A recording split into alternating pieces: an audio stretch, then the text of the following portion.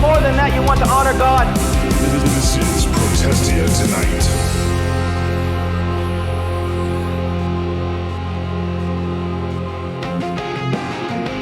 Hello, and thank you for tuning into Protestia Tonight for the 27th of February, 2025. This is the program that we hope will be glorifying to God, convicting to sinners, and edifying to the saints.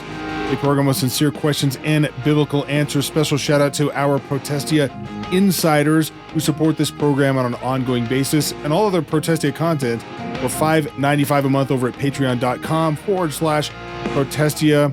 They get ad-free browsing on the website. They get, I think the thing they get that's the most valuable is the warm feeling in their heart from knowing that they're keeping the serrated business of polemics and discernment going on the interwebs, coming from Protestia.com. Again, thank you for tuning in.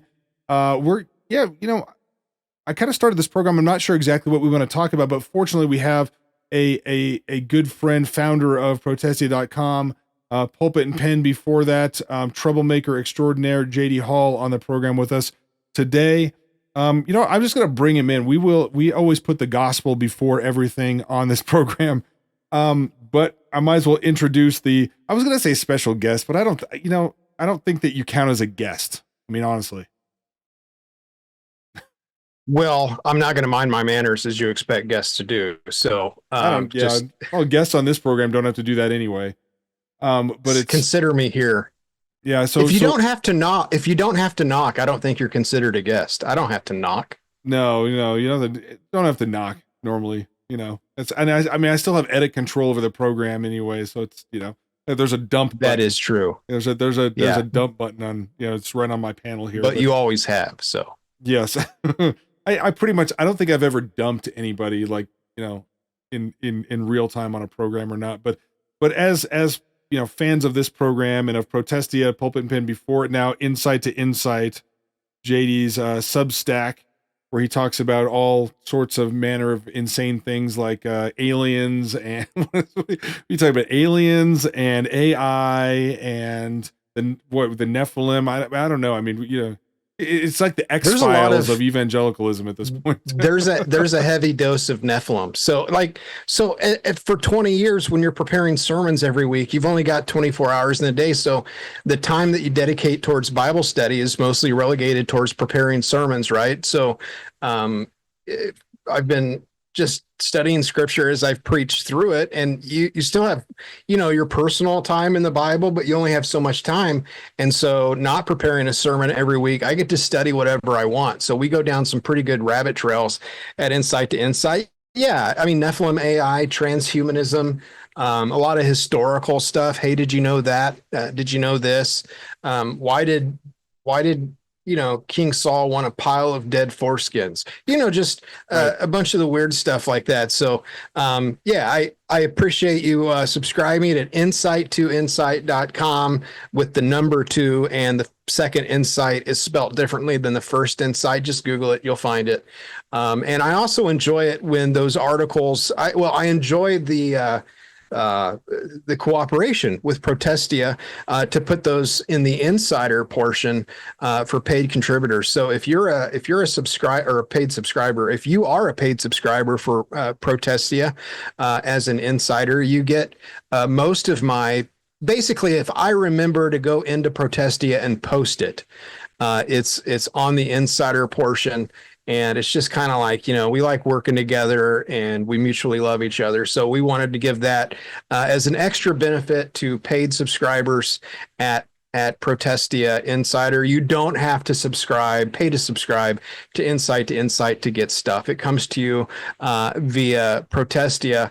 But now you can subscribe to both if you want, pay to subscribe to both, but you can subscribe for free at Insight to Insight and get all the other articles that are not fit for viewing at Protestia because they're a little bit more alien and Bigfoot related. Right. Well, that's the question that I always want. I always wonder if, what people are thinking, like, has Protestia gone soft? If JD Hall isn't, running the show over there, and like, I hope not.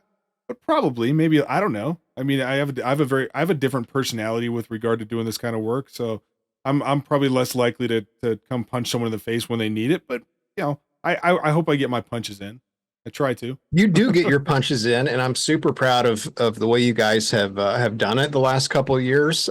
It's blessed me tremendously to know that you kept lighting fires and kicking tires. It's just that, and I would be at Protestia full time, but just like I don't have to prepare sermons, so I get to study whatever I want in the scripture. At the same time, I write stuff that has nothing to do with polemics. So it would be really weird to put up an article not polemics related at Protestia. So it's like I'm just going to do my thing, and wherever it fits, we'll make it fit if we can make it fit. Yeah. So, but before we get into whatever we're going to talk about, and I actually have a tweet pulled up here that I think that I want to start with, but hold on though. You forgot the gospel. That's what I was going to say. Before I get to this tweet that I've pulled up here, we have a tradition of sharing the gospel. Before we get into that, would you like to share the gospel with our wonderful viewers? Yeah, the gospel is the good news of God's salvation to save sinners. It's only for sinners. It's not for anyone who's righteous. Of course, no one is righteous, not a single person, but it is for those who self-identify as sinner. If you self-identify as righteous, you can't access it. Grace is something that is unmerited and undeserved. That's why it's for sinners. And it's the good news related to Christ Jesus' death, burial, and resurrection that was done for us. So Jesus, who is currently still now God incarnate, he became flesh and planted himself into the womb of a virgin as an embryo. He grew in wisdom and in stature and in favor with God and man. And in due time, he took the sins of the world. God imputed them to him on our behalf, and then he died in our place. God poured out his wrath on God the Son so that he could be both just and the justifier of those who believe in him. Jesus rose again from the dead, proving that he was God and that his sacrifice was accepted, that it was good enough. Then he ascended into heaven, and now he intercedes for us. In other words, he serves as our one and only priest before God, continually granting us forgiveness each and every time that we fall short of his glory, which is constantly. And so that's the good news of the gospel. And you, like everyone else who's ever lived, has access to that. If you would repent of your sins and believe and trust in the gospel, as opposed to trusting in your own righteousness. That's the gospel. And we share that at the top of the program because, you might think that we're both ugly and shut this thing off. And so if you're going to hear one thing, it's going to be the gospel. It's not going to be our ramblings about whatever's going on in evangelical land. And yet we're going to ramble about what's going on in evangelical land. So we're going to start with this. So I came across this, and I'm going to see if I can get this on the screen over here so everybody can see. You know what? Let me put it big here. On X, formerly known as Twitter, I don't know who Nicholas Evans is, but I found this really interesting. He said when he sent, and JD, you probably know that there's a little kerfuffle in that the Credentials Committee of the Southern Baptist Convention has refused to really do anything about a specific church, that very clearly has a female teaching pastor, in opposition to the Baptist faith and message. They said last year, we don't need the law amendment, which was an amendment to amend, it was going to be a ratification of the SBC Constitution to clarify any pastoral role is off limits for women, as is in accordance with scripture. And it was rejected. And a lot of big name SBC platform types spoke out against it, saying it's not necessary. We have the Credentials Committee. They can handle these things. We don't need to amend the Constitution. Now we're finding out the Credentials Committee is worthless as far as actually enforcing the Baptist faith and message.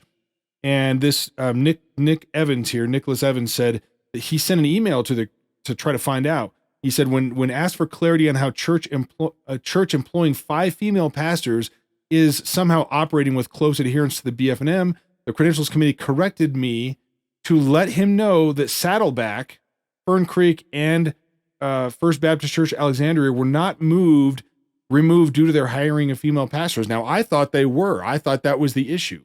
I thought that's why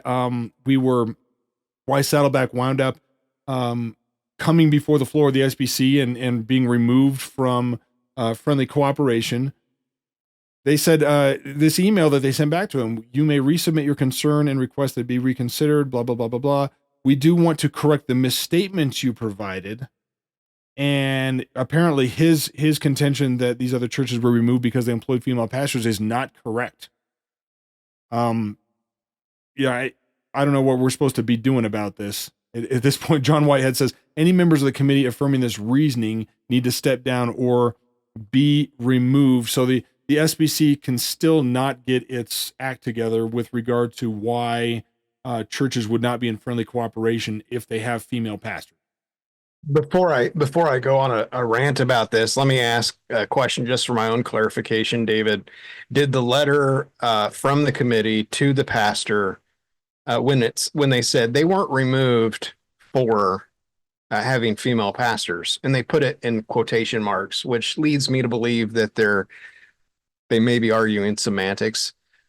Can you confirm that the churches were removed, though?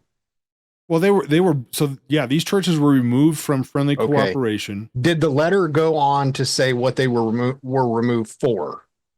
This seems to say, I'll put it back up here. This seems to say, the recommendation adopted last year regarding First Baptist Alexandria was, quote, on the basis that the church is a stated faith which does not closely identify with the convention's adopted statement of faith. Okay, so they're saying they were removed, but not necessarily for the female pastor thing. So let me explain what's going on.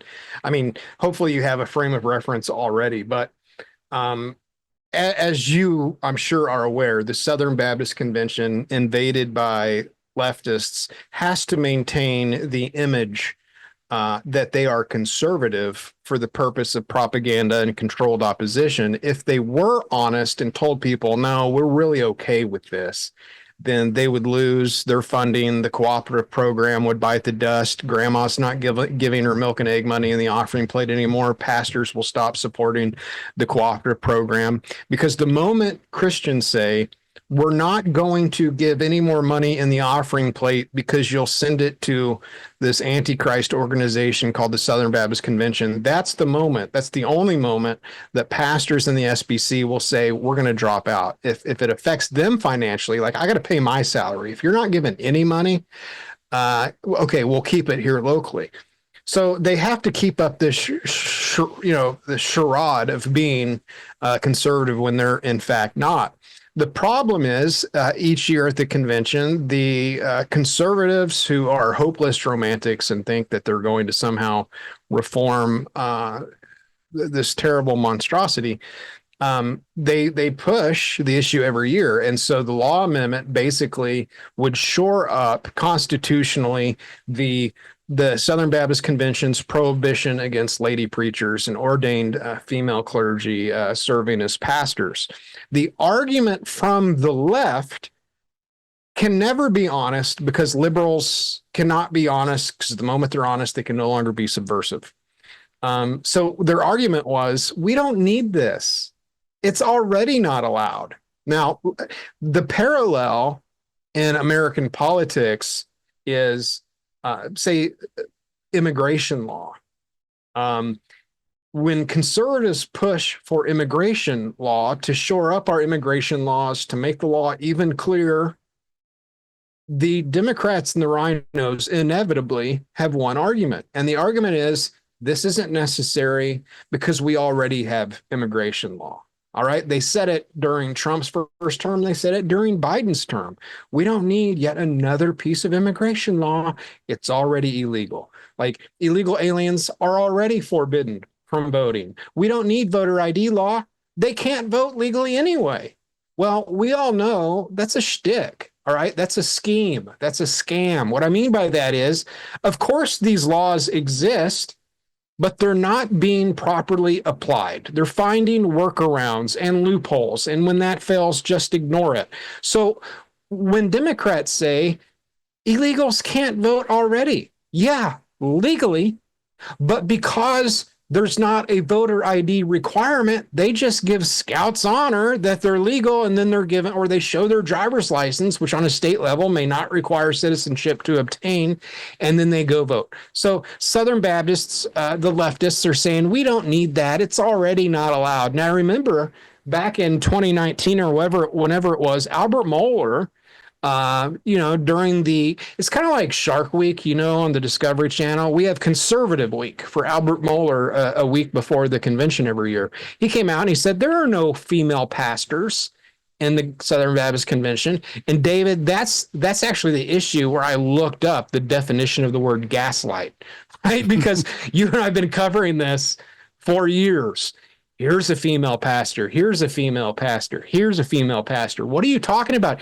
Dude, you're graduating women with degrees in pastoral ministry from Southern Baptist seminaries. You know better than anyone that, like, surely you're keeping track of your alumni from Southern, right? So he's gaslighting us. Point is, it's kind of the same concepts. Like it's already not allowed. Yeah, but it's happening. That's the issue. So the Credentials Committee, now, keep in mind, was it 2 years ago they decided to take a year and to study what the scripture says about what is a pastor? Well, I'm already pulling my hair out at this point. So were you, David, because it's like, if we have messengers in the SBC who are unclear as to the definition of a pastor, hang Ichabod above the door and let's go home. They're idiots. And what they we did all know was, what a pastor you remember is. You remember that James Merritt and a bunch of former SBC presidents step up to this mic, and the Merit Committee was going to study the boundaries of what it meant to be in friendly cooperation. And I mean, again, it's just abstraction to, well, and it was the same year that they added, extra terminology to the BF&M to be pastor, but also, what did they add? Overseer and elder, I believe they added to the BF&M to sort of shore up the definition. But like you said, it doesn't matter if we don't hold to it. Well, right? It's the most Baptist thing in the book to do, which is you create a committee that you don't need to solve a question that everyone already knows the answer to. And in the meantime, it just delays and obfuscates. So the credentialing committee is supposed to determine that this church is or is not in friendly compliance with the Baptist faith and message. Now, I just looked briefly at some information today in passing, and most of my information that I get is like between clients at work or, between, chicken coops that I'm cleaning out. So I'm not that thorough, but as I understand it, so someone had posted a tweet on X showing who the credentialing committee was. What I saw was a complaint from some lefty, I forget who, saying that William Wolf was attacking the Asian man and the woman on the credentialing committee. So I think it was Dwight McKissick, complaining that, well, what they're doing, they're going after this woman and this Asian feller on the credentialing committee. It's racist. Well, the point is, it was J.D. Greer who made these appointments. So their workaround was just to put their people on the credentialing committee to approve this sort of thing.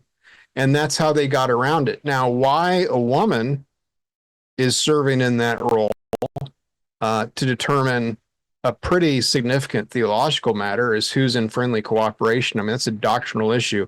The whole point of women not being in positions of authority is related to theology and doctrine, that they're not to be making those types of decisions. But nonetheless, that's what we got. So anyways, here's the news. All right. Breaking headline. Southern Baptist Convention does everything possible to keep liberal progressives in charge, to push liberal progressivism. In the meantime, they will beat their chest and swear up and down in a few months at the Southern Baptist Convention that they're as conservative or even more conservative as they've ever been. So the question is how much time and attention do you want to put into saving the SBC? David, I saw the video that I did with Rod Martin a few years ago. Were you there on that one? Mm-hmm. I think so. Yeah. Where I kind of pushed on Rod a little bit, like, why save it? And for him, it was a matter of stewardship. I know Megan Basham feels the same thing. Like, there's a lot of resources at stewardship. Let's keep it. At this time, I think to me, it's sullied money. I would sooner take money from Anheuser-Busch than I would the SBC, once their hands have been on it. But here's the thing, if you want to stay in the SBC, just recognize this is going to be an endless war. Good luck. Yeah. And did you see the clip of the CEO of Lifeway that was put together explaining this? And really sort of, he kind of let the cat out of the bag with their angle on it, as if, and I think we've known this for a long time, but there are a lot of, people that are getting sort of their eyes open to what is going on, or at least how they approach this. So for people that haven't seen it, I'm going to play this clip, and let me see here. Here we go. If I was a woman, I would feel hurt. My daughter, when I went to back to the church we planted on our 7th anniversary, I told the kids, if any of you would have the courage to stand up and talk and share a story, share a memory. And so my daughter got up there, notes in hand, and absolutely crushed it.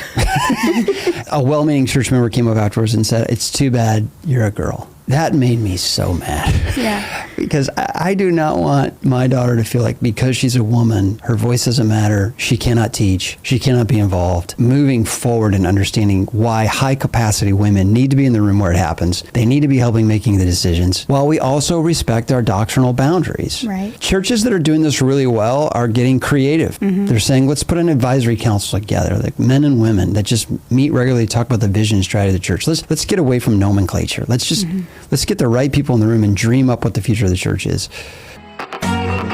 So if I'm understanding him correctly, he's saying we need to stay true to our principles. And to do that, let's just get creative and play semantics. Yeah. Right. So if you just change these words and labels, we can get around our actual convictions while still staying true to our convictions. Why is it every time a man has this position, he's in a longhouse setting with a couple of women and he looks feminine himself? Like, what is up with that? And by the way, I would also be upset. I would also be upset if someone looked at my daughter, who's a faithful, godly, financially giving member of her, I hate to say it, Southern Baptist Church. It's a good church, despite that. And my brother is the associational missionary in in that association. So, I'm sure that they're doing their best. I would also be upset if someone looked at her and said, "It's too bad you're a woman." Well, how dare you say that? God made her the way God wanted to make her. But what you're actually saying is, how dare they say you can't be a pastor? Well, that's God that said that. How dare God say that? Is that he's God, therefore it's not a dare. Like, you don't have to double dare God to say what God says, because he's God. He's like the I am. He says what he wants. He is who he is. It's frustrating, David, because I have to look back at the last 15 years of my life and recognize that the segment that we're having this very moment is the same segment that we've had hundreds of times on this podcast. And it's like, I'm ready to move on. I don't have the space for this. I just don't. Well, I was talking about on the, I forget the name of the podcast, the Texas Boys podcast. I'll put up a link if you follow me on X when it comes out, about homesteading. And I said, it's a simpler lifestyle. You can just choose to opt out of things. That was what I was talking about. You can just opt out of the rat race. You can just opt out of owning 2 cars or having 2 car payments. You can opt out of public school. You don't have to send your kids there. You can opt out of all this stuff. And so I feel the same way about the SBC. Like, you can opt out. Your church can opt out of belonging to it. We're not United Methodists. We're not Church of the Nazarene. We're not Episcopalians, Anglicans. They don't own our property. You can just opt out. And if you're a member, you can just go to church somewhere else. And since I've joined an independent Bible church, I got to tell you, I'm really happy that I don't have to give two moments of thought thinking about this nonsense. And frankly, David, I'm praying for you, and I'm praying for your church and all the other people that unfortunately are between a rock and a hard place. The rock is a terrible denomination, and the hard place is putting up with an affiliation, no matter how loose it is, that to some extent is light fellowshipping with darkness. Well, and I mean, the SBC might kill itself. I mean, the Johnny Hunt and the David Sills lawsuits are not the last. They're not the end of this. They're the beginning, most likely. But like our church is constitutionally a Southern Baptist church. So you have to Not change the to constitution of the church to be able to disassociate. That's challenging. not to change the subject, but also to change the subject on the lawsuit issue. So the cooperative program is now going to be paying for the legal expense of what's been going on. So if you're new to the situation, I don't know how to catch you up to speed tonight, but in summary, a bunch of garbage accusations have been made towards the Southern Baptist Convention, not as though there aren't credible accusations of misdeeds, but that the Southern Baptist Convention is not responsible for what an independent minister in an autonomous church does. And so at the time, we pointed out that this was a scheme, this was a plot of Satan designed to hurt the Southern Baptist Convention. And because of this announcement that, hey, we're actually going to be taking essentially what is mission money to pay for these the expenses related to the legal defense of all these situations that were fomented in the Church Too movement, which piggybacked on the Me Too movement. I saw some statements on X from guys that I like. I don't know if John Harris was one that said this, but guys like John Harris, you know, the good guys, the white hats, saying, we warned you at the time that when the executive committee voted inexplicably to forego attorney-client privilege, that this would lead to the impossibility of a defense. If you can't communicate with your attorney with a degree of privilege, it's the foundation of a fair legal system, then you're obviously going to lose. And then you're going to be like blood in the water, chum to a shark, and they're all going to come at you. And I saw comments from the white hats saying, we warned you this is what would happen, and yet you were incompetent. And I got a little bit frustrated with that yesterday, because it's like, okay, so at a certain point, when you see a coordinated incompetence that defies logic and explanation, you have to admit that it's not incompetence, it's intentional. Okay. So if you look at, and this is some of the stuff I talk about insight to insight, rabid conspiracy theorist. I'm evangelicalism's Alex Jones after all. So you look at the fires in in Maui and in the Pacific Palisades, and you have mayors who are out of town who can't be contacted to make important executive decisions and related to the emergency. You have water systems that inexplicably don't work. There's no water to the hydrant. This is hard to explain. Or reservoirs that are drained for some reason. You have fire response that is anything but response. And you have really dumb decisions made after the fire that are keeping people from returning to their homes, not just immediately, but ever. And we Republicans are using this as an example to talk about Democrat incompetence. These people are too busy with their DEI and their racial quota hiring system to do a good job. I mean, their heads are focused on, providing transgender pet blessing ceremonies down at the Methodist Church and drag queen story time at the library, to focus on things like putting out your city when it's on fire. And I'm looking at this saying, it's a lot of coincidences. Do you really think they're that incompetent? At what point do you start saying this was intentional? Listen, anyone involved in this situation at the SBC, so far as the lawsuits are concerned, would tell you, if you roll over and get rid of attorney-client privilege, which is your constitutional, and not just constitutional, reasonable privilege and expectation. Like, no, you would, if someone said you can't have attorney-client privilege, you would be looked at as super unreasonable.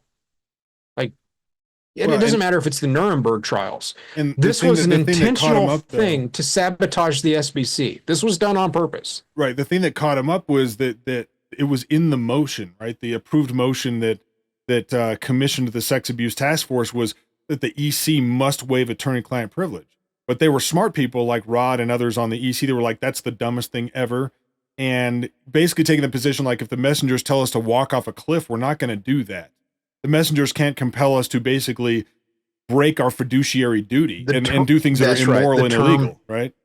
The term is fiduciary responsibility, Right. and they had a fiduciary responsibility, an official financial responsibility to support, or rather protect, the resources of the great many people of the 45,000 supposedly existent churches in the Southern Baptist Convention. And they didn't do so. It was obvious, it was on purpose. And so my point is, a lot of times as conservatives, we're like, this is great. This is an opportunity to talk about why they're incompetent fools. And I'm like, it's worse than what you think. That was on purpose. That was a design. Well, and then we had some of the platform or platform adjacent or platform wannabe morons out there promoting this idea that, well, it was just because they indemnified Guidepost. That was the mistake. They indemnified Guidepost. Guidepost produced a problematic, bad report. They shouldn't have indemnified them. It wasn't the waiving of attorney-client privilege. So I don't know if you saw this, but this was Griffin Gullidge. You know, I always get these guys confused, but arguing for, see if I can get on the screen here a little bit better. He basically arguing for, here we go, that it wasn't about attorney-client privilege at all. So he says here, the doom and gloom predictions of 2021 were around the waiver of attorney-client privilege. That didn't materialize. The waiver is costing us little, if anything. The high costs now are 90% the cost of indemnification in the lawsuits, the Guidepost indemnification that's now helping Johnny Hunt and David Sills get all the material that they need, apparently, or suing the SBC instead of suing Guidepost Solutions for the defamation that they're claiming. The problem is that in the report itself, the Guidepost report, they said attorney-client privilege was crucial to producing the report as it sits, because a lot of the material that they used was the attorney communications.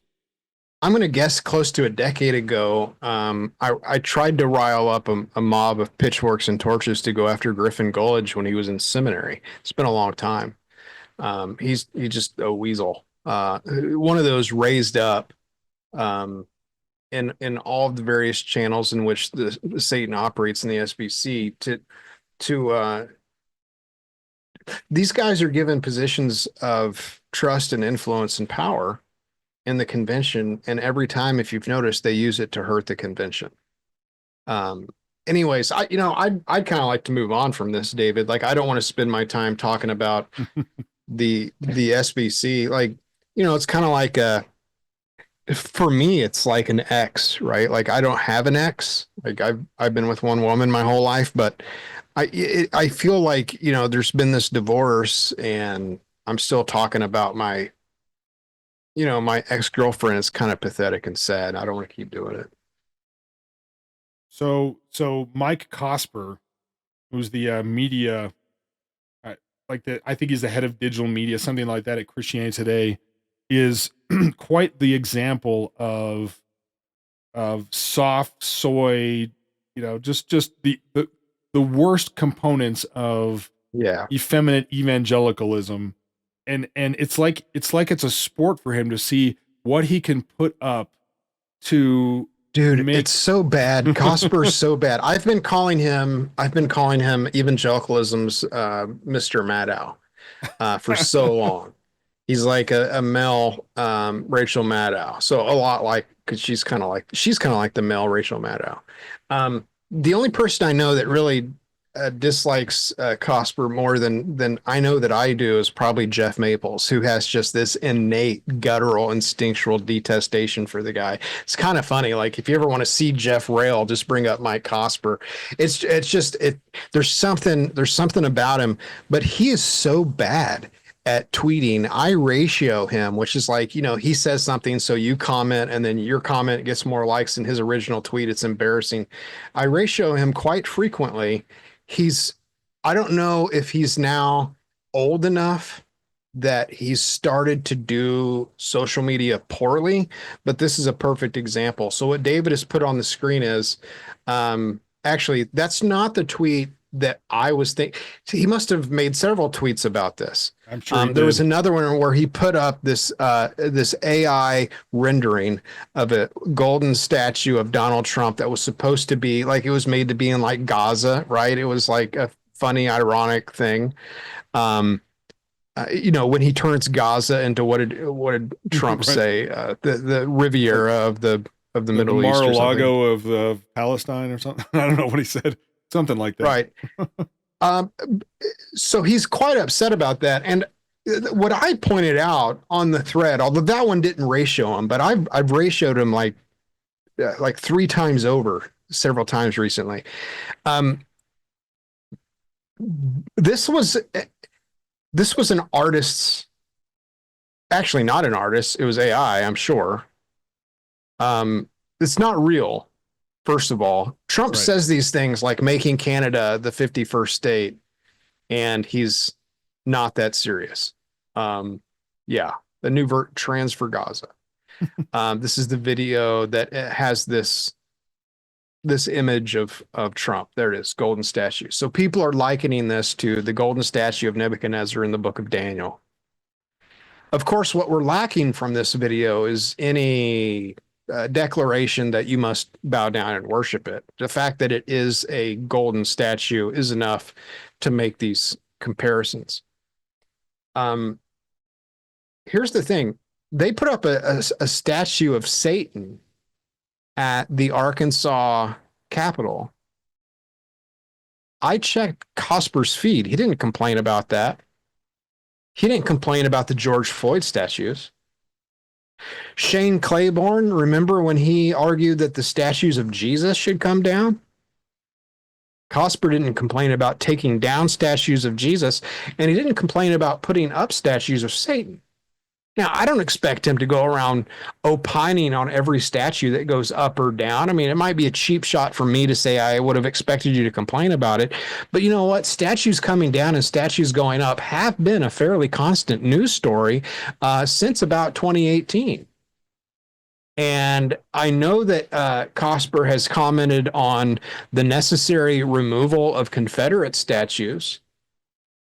I know that he's complained about all of the names associated with slaveholders in the Southern Baptist Convention being prominent in places like Southern Seminary, Boyce Chapel, by the way, or Boyce College. He's complained a lot recently Manly about Chapel. Yeah, he's complained a lot recently about the potential of not funding Ukraine to the Ukraine war to the hundreds of billions of dollars. Right.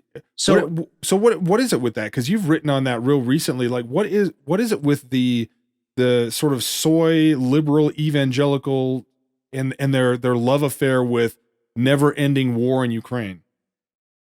Let me finish the thought on the statue thing. But yeah, I can definitely. I'm about to change topics here. I can definitely talk about Ukraine. I just wanted to say I was having this thought in traffic today. I'm driving to work, and I'm having this thought about Cosper and this stupid tweet that he put up.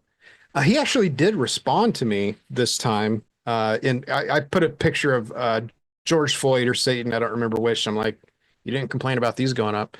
This is your Lord and Savior, George Floyd.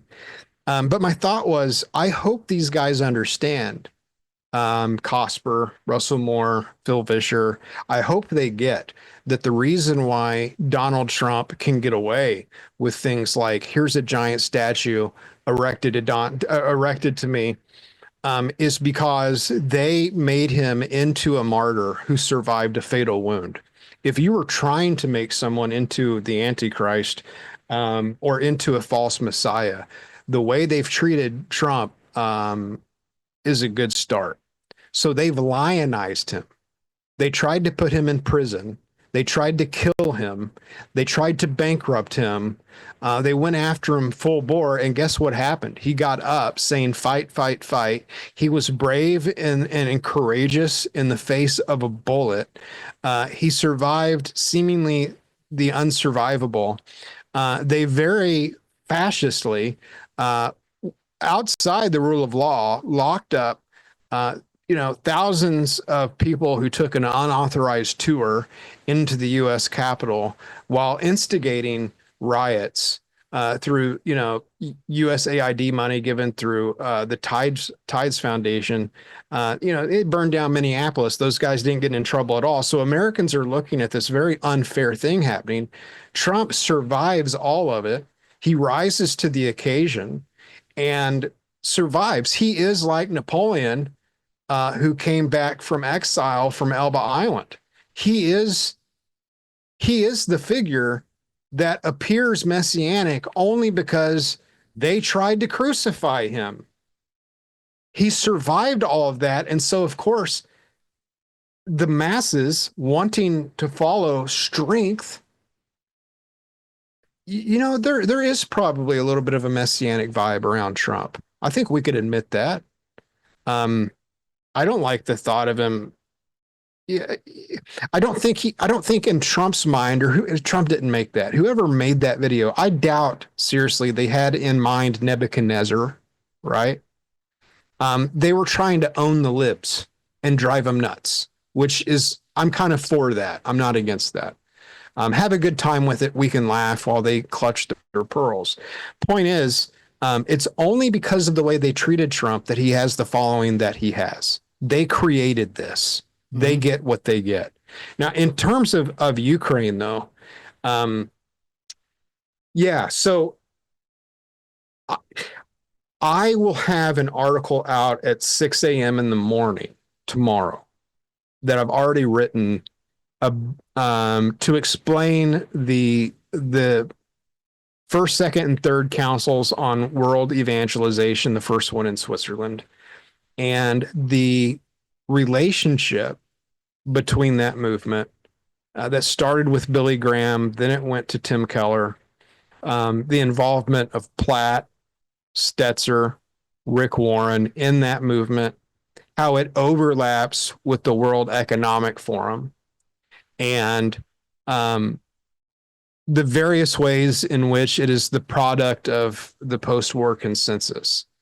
And so the point in writing that specific article was what has happened in terms of the leftist takeover that Satan has orchestrated in the SBC and in American evangelicalism is actually a global commandeering of evangelicalism worldwide. The point of all that is just to say Satan schemes, Satan conspires. These aren't Albert Mohler, Tim Keller, and Rick Warren getting together in a smoke-filled back room at a Starbucks restaurant somewhere trying to plot and scheme. These are angels and principalities and powers of darkness in high places that have schemed quite successfully. They do it at the local level in your local church. They do it at a national level regarding denominations. They do it in an international level regarding whole nations. What makes the post-war consensus is that it is a general consensus, real or imagined, that came about after World War II as a way to look at and evaluate what had occurred in the rise or the in the development of World War II. So after the dust is settled, and you have millions of people dead and nations torn apart, continents torn apart, and you have total war practiced everywhere in every theater of war. The question is, what caused this? And there are definitely some answers that we don't want to talk about in terms of what caused World War II. The history of warfare in Europe, going back centuries, the complicated relationship between the nation states in Western Europe. World War I, there's a lot that goes into this package, the way Germany was treated following World War I. Britain's centuries-old policy of being at constant war with whoever their greatest competitor in Europe might be at any given time. That's all too complicated. That's too complicated for propaganda. Propaganda needs to be very simple and easy for people to understand. And so what they said was, this wasn't really Hitler, and it wasn't so much Germany. What caused World War II was strong leadership and nations only looking out for themselves. So nationalism became the bad guy. It's not just Hitler in Germany or Mussolini in Italy. It's nations that don't care about the international community, nations that only care about themselves. Hitler came along and promised that Germany would have a government that would represent them. They were under the reign of the Weimar Republic. They wanted to focus on their interests, what's good for them. And that was contrary to what was good for their neighbors and for the rest of Western Europe. And so what arose from this post-war consensus is the idea, well, the post-war consensus can basically be summarized by the slogan of the United Methodist Church: open hearts, open minds, open doors. Okay? Nations need to be open. Immigration, let's just go full bore. Masses of people should move from one place to another. That way, nobody gets caught up too much on their tradition, on their people, not identifying by their nations, not looking at nations as blood and soil, because then it would require particular people being in particular places, but nations are just ideas. And nations need to submit to a global community. And so you have things like the United Nations, NATO, the World Economic Forum, the World Health Organization. Then you have these other groups like the Bilderbergers and the Trilateralists, and you have the Council on Foreign Relations. And so far as the government of nations is concerned, we don't want strong leaders.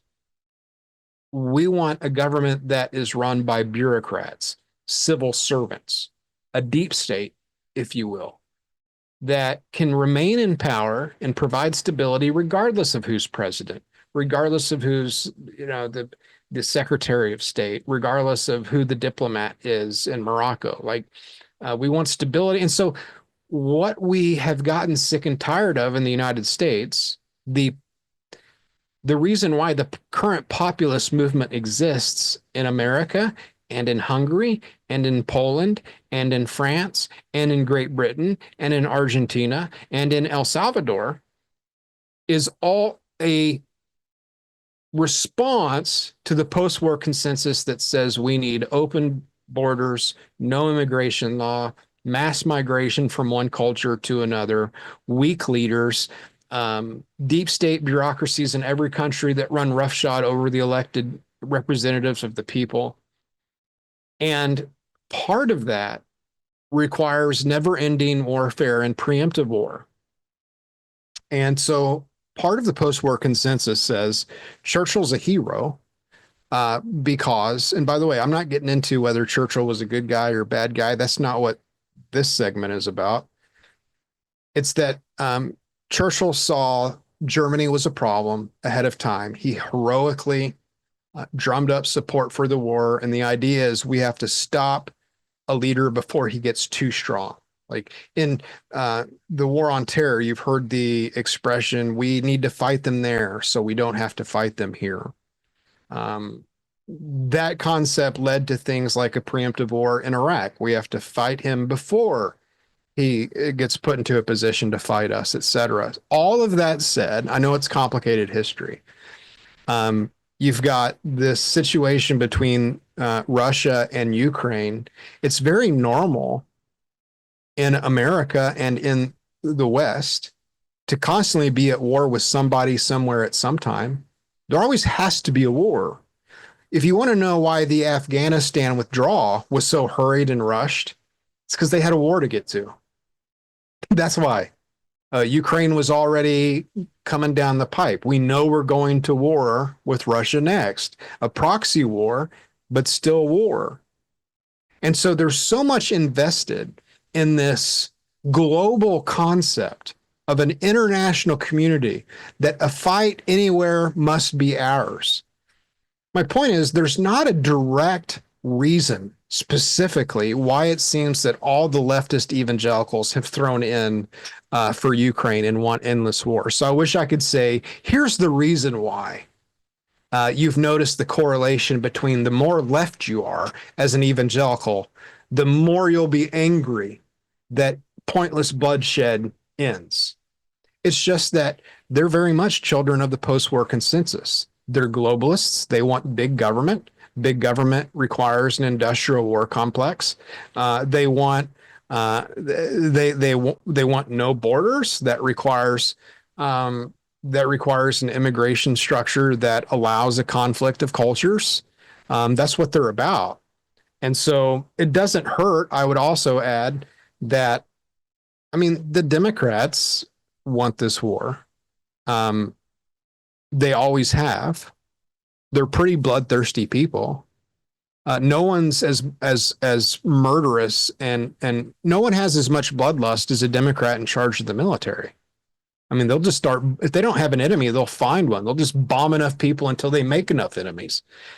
And so these guys, they're on the left side of the aisle. They're going to do what their Democrat overlords would have them do. So I'm not sure that when you see these endless X posts from Mike Cosper and Ed Stetzer and Russell Moore talking about how terrible it is that a war ends. Like, I never thought you'd see Christians just complain about war ending. Doesn't seem to make a lot of sense. Like, our God will turn swords into plowshares one day. They want endless war. A lot of that is just, they're on that side of the aisle. I don't know that it's that much more complicated.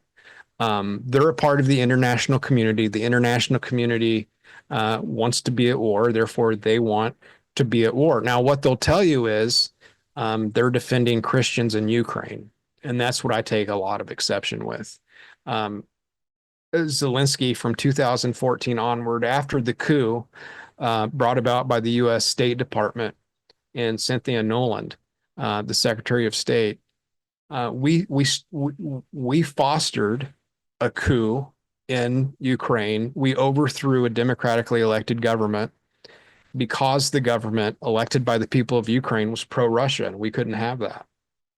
And so after overthrowing that government, we installed Zelensky in office. Zelensky then went about engaging in what the United Nations calls ethnic cleansing by their definition. Ethnic cleansing doesn't necessarily mean putting people into gas chambers. It's about the eradication of an ethnic group or a culture. And so the United Nations definition of ethnic cleansing would include banning or criminalizing a language, books of a particular culture, a religion, or education belonging to a specific ethnicity or culture, and also art. And so because Eastern Ukraine is very Russian, I mean, these people used to be Russians a generation ago. It was Eastern Ukraine that brought the votes necessary to have a pro-Russian government installed to begin with.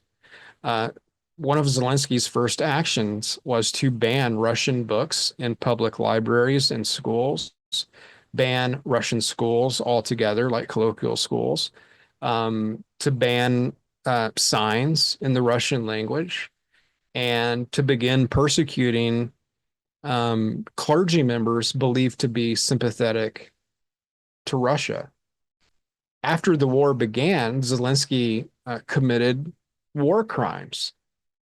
That war crime would be the criminalization, imprisonment, and killing of religious dissidents. Now, in the news, you'll hear it referred to as the Russian Orthodox Church. That's not its name. Its name is the Ukrainian Orthodox Church and always has been. It is associated with Russia canonically, in the same way that you would say Catholics in Guatemala are associated with Rome. Well, yeah, canonically, It doesn't mean actual Catholics from Rome and the Vatican are running things in Guatemala, but there's a loose connection and loose affiliation. The Ukrainian Orthodox Church was the majority position, or rather the majority religion of 70% of Ukrainians. And Zelensky banned it, took 1,500 church properties, church buildings, church houses away from the Ukrainian Orthodox Church and gave it to a denomination called called something similar. I think it's called the Orthodox Church of Ukraine. Same same words, but in different order. This religion was created in 2018 by the U.S. State Department, or at least by funding from the U.S. State Department.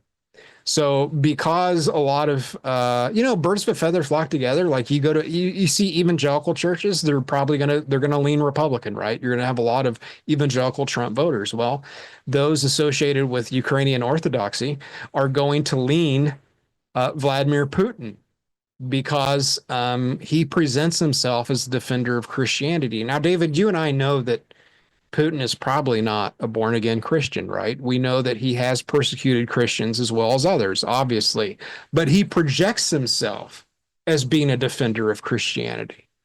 He probably does so because it's an easy comparison, because the 2014 government installed by the State Department is godless paganism.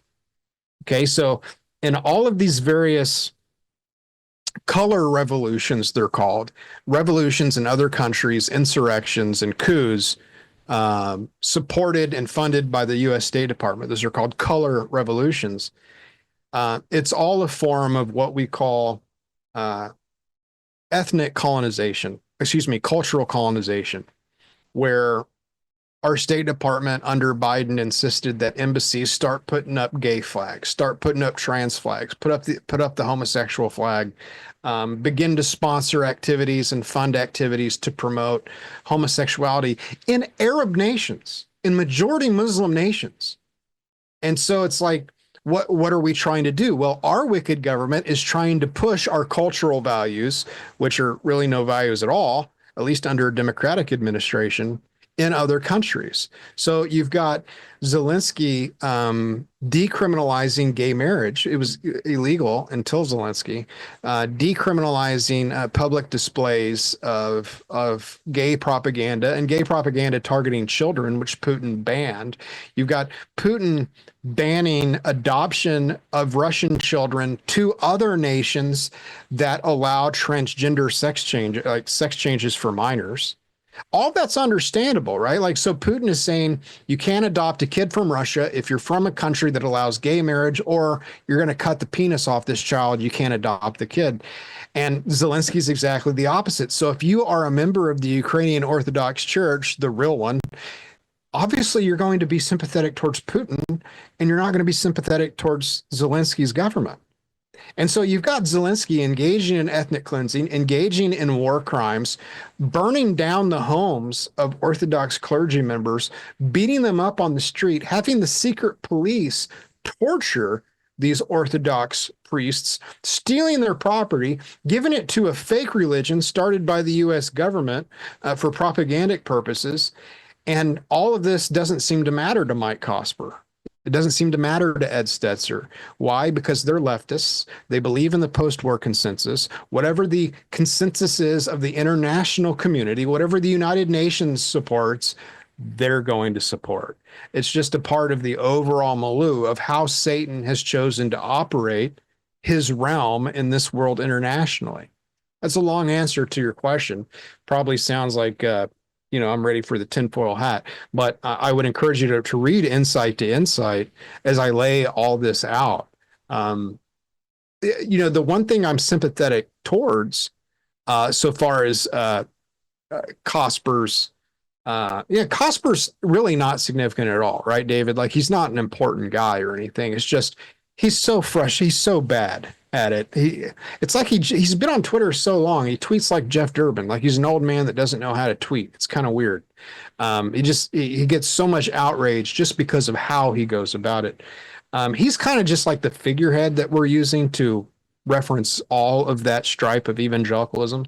Mhm. The one thing I'm sympathetic towards in their argument is Putin's persecution of evangelicals in Ukraine. And that is occurring in obviously the areas, the territories now controlled by Vladimir Putin. I'm sympathetic to it because it's happening, but let me tell you why it's happening. It's happening because the U.S. State Department has, with millions of dollars, flown Ukrainian evangelical leaders to the United States, put on a lot of conferences. One of their figures has spent a lot of time in the United States. They spoke at the Southern Baptist Convention. Doing what? Drumming up war support. So the State Department knows that if we're going to have a full-bodied proxy war with Russia, where we're going to send hundreds of billions of dollars to the industrial war complex and Ukraine. Remember, we're funding the war machine and Ukraine.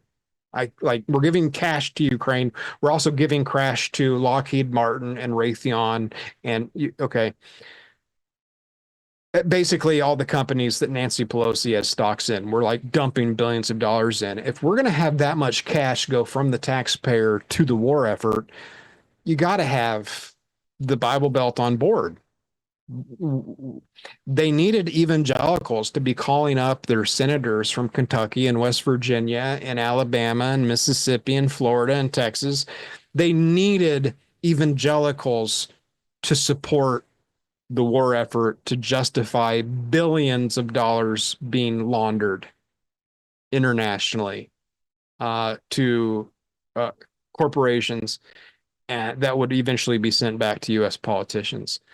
So the best way to do that, if you want to get half of America on board, get the evangelicals on board.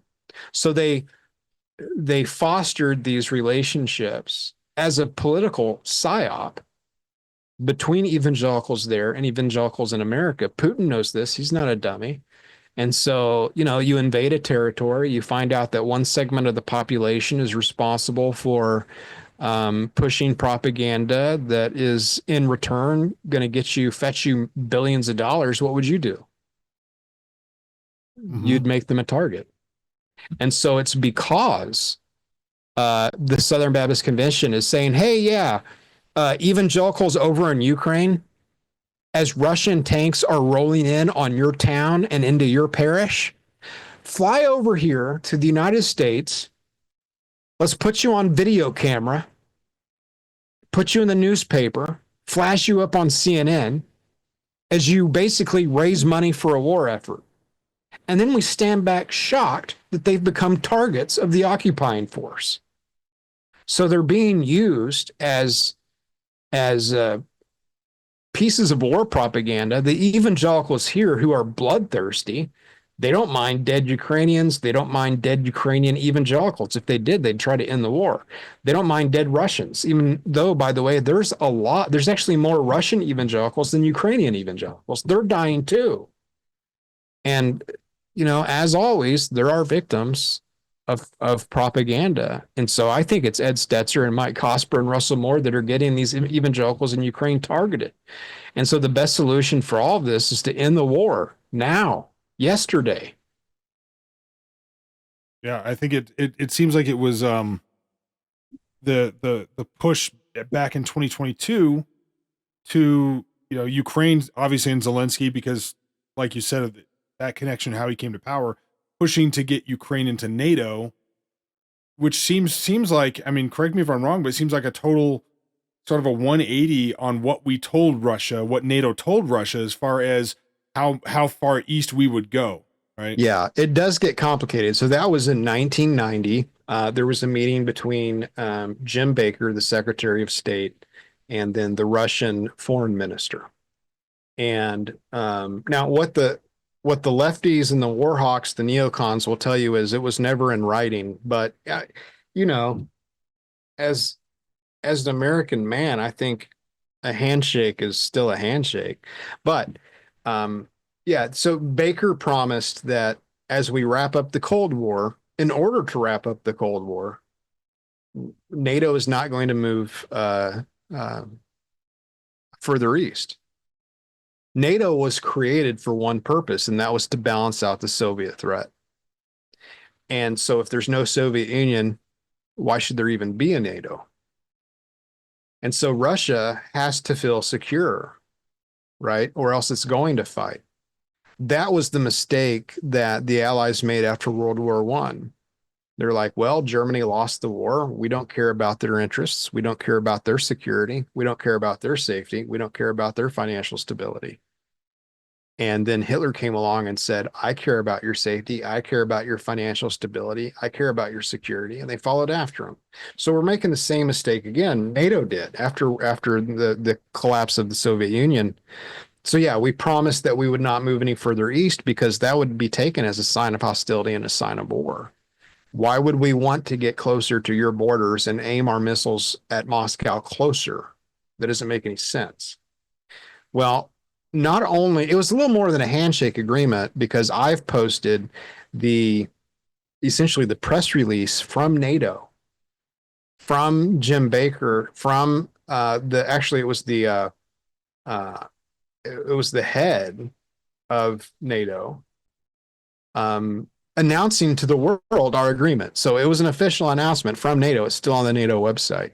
Now, the lefties and the neocons will argue that there was an agreement made later that we promised Ukraine that if they gave up their nuclear weapons, because there's stuff left over from the Soviet Union, right? So if they handed over their atomic weapons, we would protect them. And that's true. That we did make that agreement. You give us the atomic weapons and we'll protect you. However, protect them from what? Protect them from Russia, right? Why did Russia invade? Russia invaded because we said we would. Russia invaded because we broke our promise. Had we not broke our promise to Russia, we would not have to keep our promise to Ukraine. You get it? We only have to keep our promise to Ukraine because we broke our promise to Russia. And here's the thing, at a certain point, we have to care about what's good for the United States. And that's what the MAGA movement is about. It's what America First is about. We have to care about us for once. And you know what? I think we need to care for Ukraine. And the best thing that we can do to care for Ukraine is to end a war that they cannot possibly win. I mean, here's the thing. They're talking like about 200,000 dead or something like that. I mean, crazy numbers. And those are probably low numbers, those estimates. Yeah. We have no idea. I mean, Ukraine is throwing disabled people onto their front lines, soldiers that have already, left the military because they've lost both their legs. They're throwing stumps on them and putting them back in uniform. They're literally, there's videos of them. They drive by, they see an able-bodied man, and they will take them and throw them in a van. And they'll wind up on the front lines. I mean, they're literally confiscating people to do that. Ukraine has an actual neo-Nazi military unit. Not neo, it's just Nazi. It's a Nazi military unit. They got the swastika, the whole thing. It was Patrick Leahy. There's a law named after Patrick Leahy, the Leahy Act, that forbade America giving military weapons or training to that regiment, I guess it's called, division, because they're Nazis. And Biden basically he didn't repeal it. He couldn't repeal it. It was an act of Congress. He just ignored it. And then, so the only people who are funding and supporting Nazis that I can find, actual real life swastika Nazis, is the United States supporting, training, funding, and equipping this Nazi platoon in Ukraine. At a certain point, the best thing for everybody is to call it a day. And the evangelicals that are promoting this war, they don't care about life. If they did, they would want an end to this. They would want an end of it. And they know nothing about political relations or international warfare. Like a few remarks that Trump made last week about Zelensky being a dictator, which is what you call someone when they're not elected and they're installed in power in a coup. And at the same time, he didn't say anything negative about Putin. And it was somebody on Cosper's thread throwing a fit that why didn't he criticize Putin? And it's like, well, we can feel free to criticize the leader of a puppet state that they're not our ally. To be an ally, you have to benefit us in some way. They don't benefit us at all. Mm-hmm. But you don't go around talking smack to a nuclear power. Like they seem to have no comprehension of what it means to be a nuclear power, that this could end in world destruction.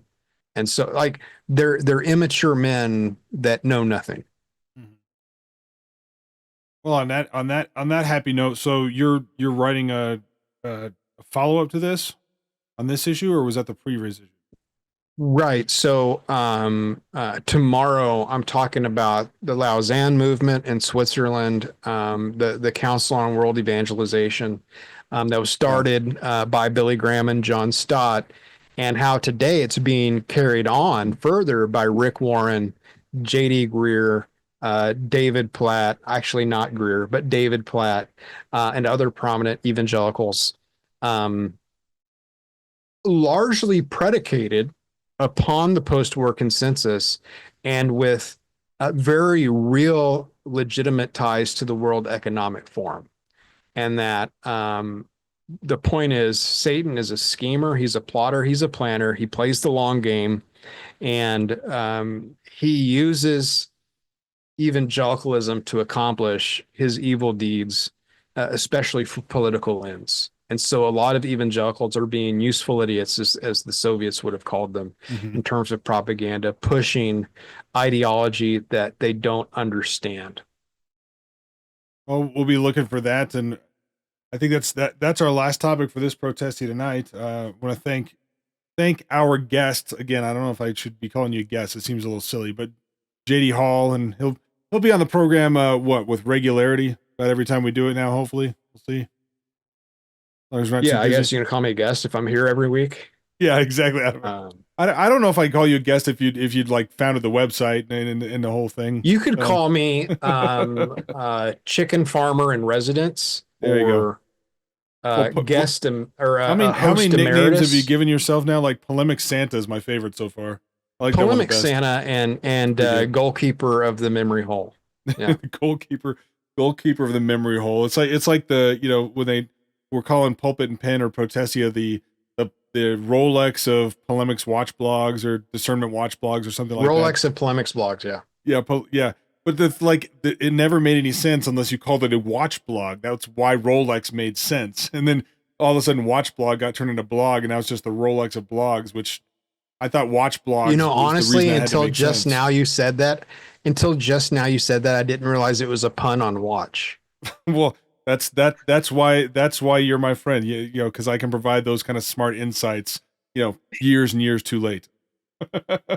I have the insight, you have all the intelligence. There you go. So thank you for joining us for this Protestia Tonight, everybody. Appreciate all the insider supporters, especially appreciate JD Hall for being here to help co-host. What do you call it, co-host again? I think that's the easiest way to do it.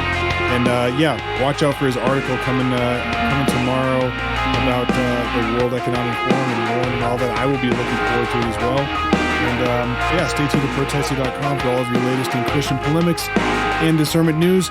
See you again next time. As always, Semper Reformanda.